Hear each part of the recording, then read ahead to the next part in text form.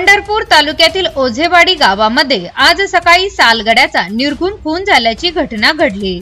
सकाळी शेतातील कामासाठी 7 ते 8 कामगार काम करत असताना अचानक सूर्यकांत देवप्पा रेवे राहणार ओझेवाडी मूळगाव मंगळवेढ्यातील कात्रळ यांच्यावर कुमार जाधव याने धारदार शस्त्राने जोरदार हल्ला सुरू केला। चित्र पाहताच उपस्थित कामगार हे पळून गेले। मात्र आरोपीने सूर्यकांत रेवे यांच्यावर एका मागोमाग एक असे अनेक वार करत त्यांना जागीच रक्ताच्या थारोळ्यात पाडले। सूर्यकांत रेवे हे मूळचे कात्रळ गावचे, मात्र मागील 20 ते 25 वर्षापासून ते मोलमजुरीसाठी ओझेवाडी येथे आले होते। त्यांना या गावात राहण्यास घर देखील नव्हते।